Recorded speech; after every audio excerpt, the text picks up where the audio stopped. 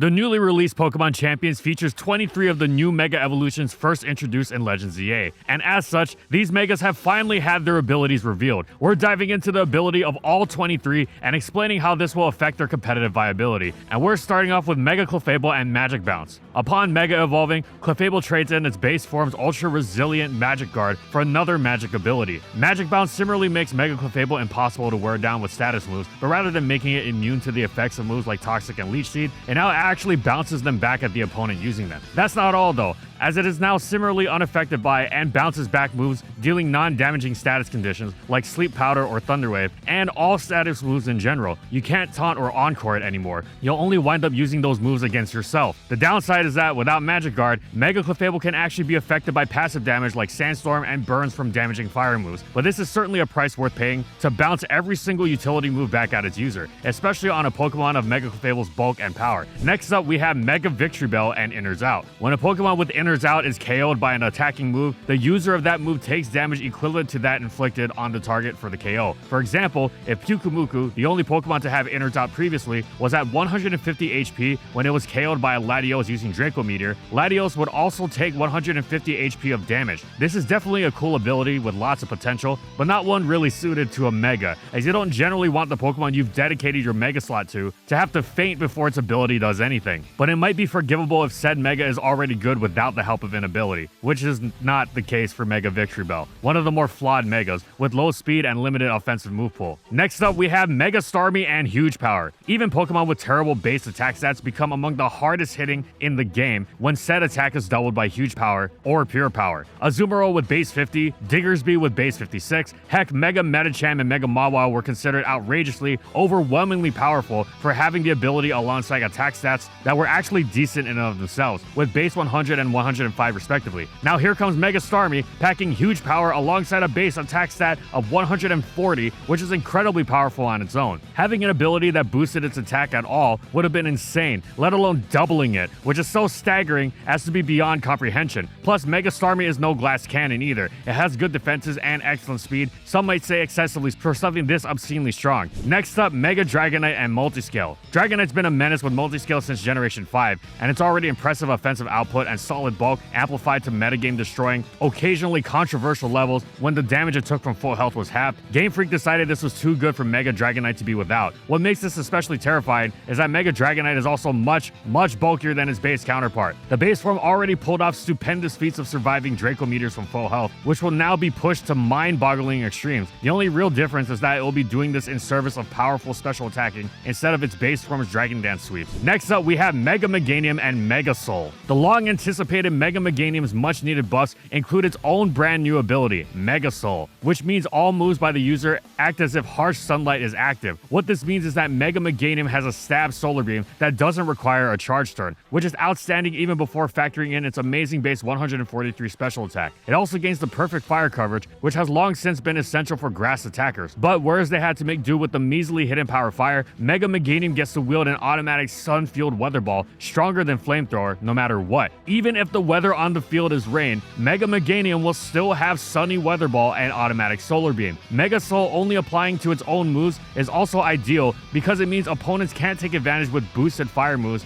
as they would under actual sun, allowing Mega Meganium's fire neutrality brought about by its newfound fairy type to shine. Next up, we have Feraligatr and Dragonize. In Gen 6, there were Aerolate, Pixelate, and Refrigerate, which took normal type attacks and turned them flying, fairy, or ice type respectively, while also giving them a 30% power boost. Then in Gen 7, this boost was nerfed to 20%, while their electric type counterpart Galvanize joined the fray. Thank goodness for this damage nerf, because the prospect of the newly half-dragon Mega Feraligatr's dragon type equivalent, Dragonize, having a 30% boost would be absolutely ridiculous, considering its monstrous base 160 attack. Mega Feraligatr doesn't need to worry about the usual physical dragon stat problem, the lower power of Dragon Claw, or the multiple turn lock of Outrage, when it can freely dish out stab, returns, and double edges, which will already be utterly insane with Dragonize's built-in 20% power buff, ready to sweep after a single boost from Dragon Dance. Next up, we have Mega Skarmory and Stalwart. One of Pokemon's original unbreakable walls, when Skarmory Mega evolves, it trades in its slow, physically bulky playstyle for a fast physical attacking one, which goes hand in hand with the ability it gains as well. Stalwart, previously only seen on Duraludon and Arcaludon, ignores redirection moves and abilities. Even if an opposing Pokemon attempts to shield its partner with Follow Me or Rage Powder, Mega Skarmory will still be able to attack that partner with its powerful stab Brave Bird, which is excellent. Stalwart also extends to the would-be blanking effect of redirection abilities like Storm Drain and Lightning Rod, which even nullifies spread moves. But Skarmory isn't going to be using those, no matter, as simply being able to bypass redirection, one of the most powerful tools in the game, is itself incredibly valuable. Next up, we have Mega Chimecho and Levitate. Chimecho's Mega gifted it a half-steel typing, which is a valuable addition not just for the type combination's general defensive excellence, alongside Mega Chimecho's heavily improved bulk and special attack, the former of which actually enhances the latter, but because said defensive excellence actually goes even further since it gets to keep the Levitate ability that it already had in its base form, thus meaning the many benefits it gains from its steel typing come without the usual downside of a ground weakness, thus making it even tougher to take down. Sometimes the original ability is exactly what you need, even with the Mega, and while Chimecho isn't quite Dragonite, it certainly appreciates not having to worry about taking on a ground weakness. Next up, Mega Frosslass and Snow Warning. Upon Mega evolving, Frosslass promises to dish out incredible damage with huge special attack and speed, alongside the most threatening dual stab combination in the game, and even Nasty Plot. What would make this even more threatening? Snow Warning, of course. It'd be frightening enough with Ice Beam, but now that it's summoned Snow upon switching in, Mega Frosslass can now unleash the incredible spread damage of Can't Miss Blizzard. Summoning Snow gives Mega Frosslass a built-in defense boost as well, courtesy of its ice typing. It won't become a physical wall, but anything that makes it tougher to take out is immensely helpful for such a dangerous Pokemon. Next up, we have Mega Emboar and Mold Breaker. As if Emboar's Mega wasn't already disappointing enough, its ability made things even worse. Mold Breaker isn't a bad ability by any means. In fact, it can be quite useful, but it has to be on a Pokemon that is already good and can actually make use of it, like Excadrill, which uses Mold Breaker to threaten Rotom Wash with Earthquake, or Mega Gyarados, which uses Mold Breaker to bypass unaware Pokemon that would otherwise ignore its Dragon Dance boost. Mega Emboar is neither a good Pokemon with its terrible speed and doesn't even really have any particular use for Mold Breaker. Speaking of Excadrill, next up is its Mega with Piercing Drill. Excadrill's Mega basically receives a contact-only version of Unseen Fist. Its contact moves, in Mega Excadrill's case, are Stab Iron Head and High Horsepower, which break through Protect. But keeping with the Unseen Fist nerf in Champions, the protecting Pokemon is only hit for 25% of the would-be damage, much like it would a Z move. This is still excellent, as anything to punish Protect is helpful, and since Mega Excadrill is so strong and has such great stabs, and now offers excellent team support, like being able to guarantee the breaking of opposing Focus Sashes. Next up, we have Mega Chandelure and Infiltrator. This is an ability base Chandelure already had, but isn't nearly as effective when carried over to its Mega. Yes, Infiltrator being able to hit through opposing substitutes is very good, but even with improved bulk and speed, Mega Chandelure is too vulnerable to too much for this kind of ability, which generally only improves Pokemon that are already good. It's too specific to meaningfully help a Pokemon so easily outsped and hit super effectively, though it certainly can be useful. Next up, Mega Golurk and Unseen Fist. Upon Mega evolving, Golurk gets Unseen Fist itself, making all of its moves break through Protect for 25% of the damage that they would have dealt. With Golurk's enormous attack, great stab combination, and low speed, this enhances its already impressive capabilities as a Trick Room attacker. Taking reduced damage as opposed to the full brunt is some comfort, giving opponents some help in trying to stall out Trick Room, but even some damage from something so strong makes it a cut above other attackers used for such a role. Next up, Mega Chesnaught and Bulletproof. Yet another ability the base form already had,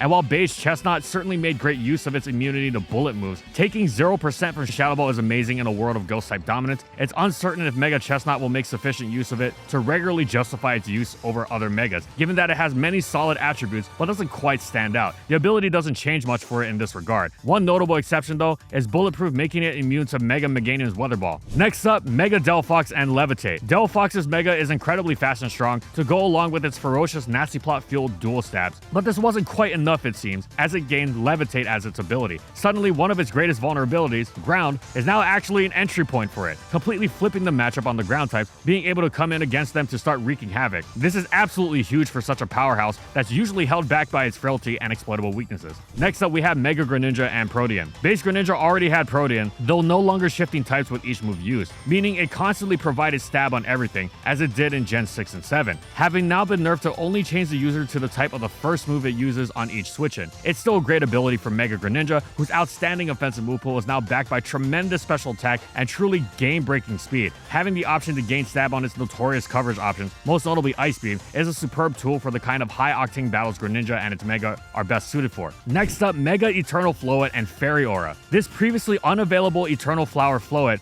and its signature move, the 140 base power Light of Ruin, finally arrives, Mega in tow. And as if its staggering base 155 special attack alongside such monstrous stab wasn't sufficient, it's actually made even stronger by the fact that it gets Xerneas' ability Fairy Aura, which powers up all fairy type moves on the battlefield by 33%, which is basically a built-in life orb boost, but even stronger. It can be taken advantage of by opponents with fairy type moves as well, but so too can it potentially power up a teammate, and besides, it's a price worth paying for such utterly ludicrous power. Next up, we have Mega Meowstic and Trace. Meowstic Mega evolves and becomes a speedy, powerful psychic type attacker, which makes Trace a fine ability for it, able to weaponize opposing abilities like Swift Swim against their users. The only problem is that it's a bit of a we have Mega Alakazam at home situation, as Mega Alakazam is also a mono psychic type Mega with Trace, except it's much faster and much stronger, and so Mega Meowstic is left thoroughly outclassed. And sure, it will find some utility for both its offense and Trace alike, but the latter can also be unreliable, since when facing two Pokemon, the one whose ability is Trace is selected randomly. Next up, we have Mega Hawlucha and Nogard. Nogard doesn't quite help elevate Hawlucha as high as it'd like once Mega evolved. It doesn't exactly have any highly inaccurate moves that it benefits from being able to spam. Yes, it does enjoy the fact that it can't miss high jump kick anymore, but that was also 90% accurate. Mega Hawlucha's impressive power alongside can't miss Dynamic Punch, which dishes out guaranteed confusion, would actually be sufficiently threatening for the ability to make a meaningful difference. But seeing as Hawlucha doesn't actually learn Dynamic Punch, as it stands, the opponent is likelier to make use of Nogard than Mega Hawlucha is, since the ability means attacks used against it also can't miss. Next up, we have Mega Crabomniable and Iron Fist. Base Crabomniable already had Iron Fist, but seeing as it's a bruiser of a physical attacker with non-existent speed, Iron Fist is excellent for powering up its stab Ice Hammer, and its Mega Evolution's buffs to its attacks and bulk pushes it further into the Trick Room utilizing Destroyer playstyle that it already had. Maintaining that boost on its key stab is exactly what it needs. In addition to Ice Hammer, Mega Crabomniable also has the possibility to have its other half of its superb dual stab powered up as well. While close combat is the go-to, it can also opt for powerful Iron Fist boosted Drain Punch to avoid dropping its defenses and gain health back. Next up, Mega Drampa and Berserk. Base Drampa already had Berserk, which gives it a special attack boost once it hits half HP or less. With improved bulk and incredible special attack, Mega Drampa seems poised to make far greater use of the ability on the Trick Room teams that can take advantage of its low speed. It's now more capable of withstanding hits that will knock into Berserk range and making the Berserk boost translate to major damage in return with the major spread damage of Stab Hyper Voice. Next up, Mega Scovillain and Spicy Spray. Scovillain gains its own signature ability upon Mega evolving, and it's a doozy. Spicy Spray is basically Flame Body cranked up to the max.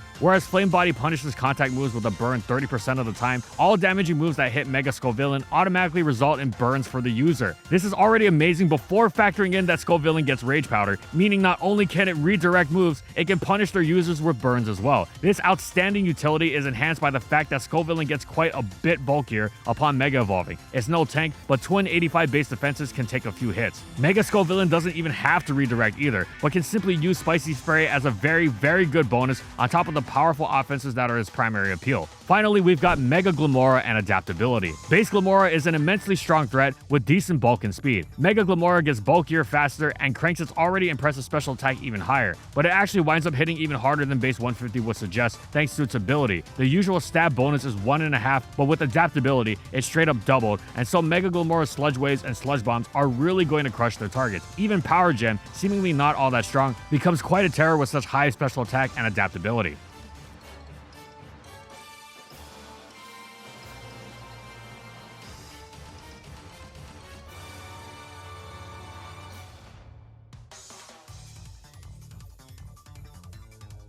And thank you so much to our Platinum patrons. Thank you to Amphozenus, Alex Sable, Anthony Belval Renault, Daniel Isbeast, Corman, Don Creek, Eric Dissing, Espion Lover, Funky, Glitcherton, Howl, Jack G, King Yabber, Nightfall, Megamon VGC, Mojo Game Slayer, Nurse Jake, One Penguin to Rule, Pretzel SP, Schmooter, Seagulls Incorporated, Soljiro Sakura, Spavoon, Skylaria, Soros and Croxon, Shiwei Miji, Stoneface Colin, Tyler, Kiboflu, Wardine, Zathor for their major support of our videos.